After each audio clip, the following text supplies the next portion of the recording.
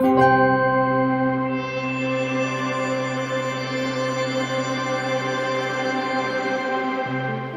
everyone, my name is Kihara. I am working with the Alliance and I'm based in Nairobi, Kenya.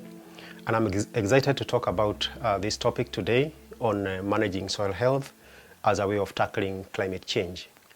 We know that agriculture is contributing a lot to the economies, especially in developing countries, and is the route to feeding the growing world population, both humans and livestock.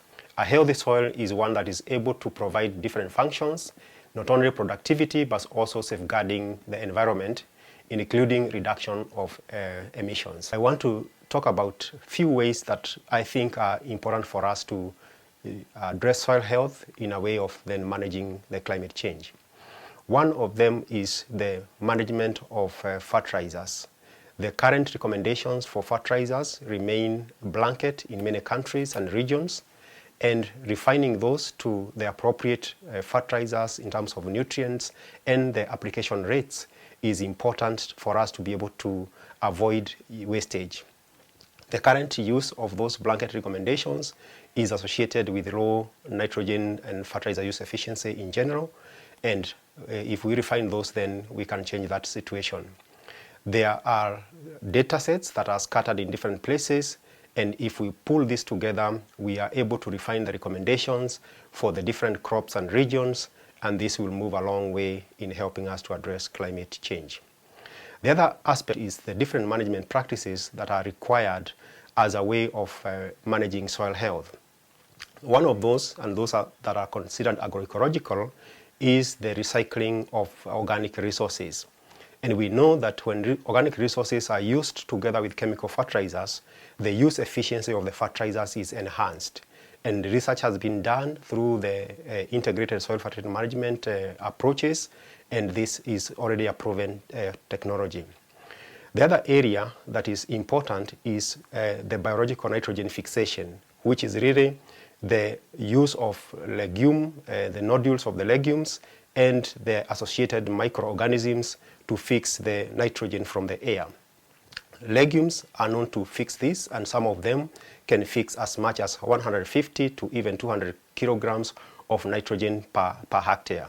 This is huge and can contribute to a lot of substitution of the nitrogen, and that helps to reduce the emissions that are associated with the production of the nitrogen itself and the emissions that are associated with the transportation processes of the same.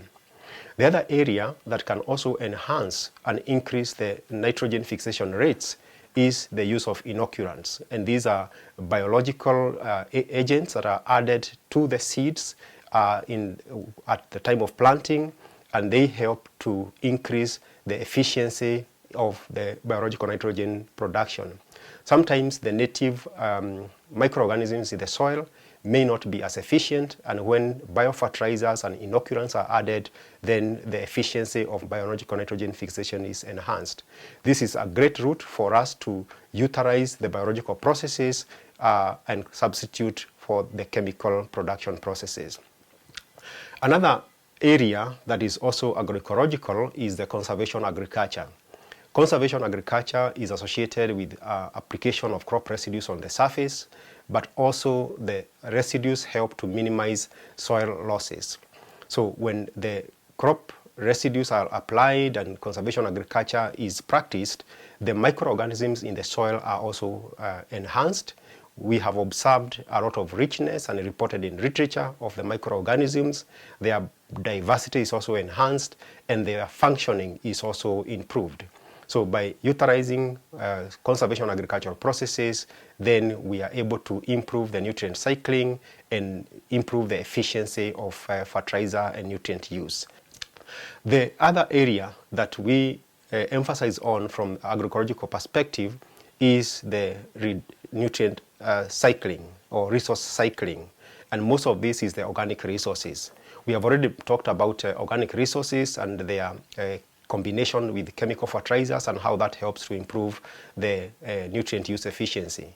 But the challenge now is that the organic resources, and especially crop residues, and mostly in the developing countries, are not entirely available for use in returning back to the soil. there are a lot of competing uses, and especially for fuel wood. Substituting or providing alternative sources of energy for farmers is key for them to be able to avail their available crop residues into plow them back into the system and support the carbon sequestration that is really required as part of offsetting the emissions that emanate from not only fertilizer use but also from other areas of industry. I want to finish by saying a few things that we still need to consider as we move forward in research and in science. And one of these is the balance between applying fertilizers for increased production and the land saving potential that can result from this.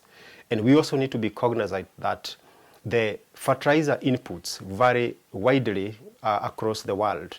There are areas where there are excess inputs, where really huge reductions are required, but there are also areas where very low application rates are happening, and these areas are in themselves agroecological, but the potential for them to feed the world is a little bit low and resulting in huge yield gaps. So the trade-off between input reduction but also what we want to achieve in terms of the yields, the productivity levels that the farmers require. We have not advanced a lot in the measurements both for carbon and for the emissions, and especially when we look at different management practices. So the tools that require to support accurate measurements are needed for us to be able to advance this space.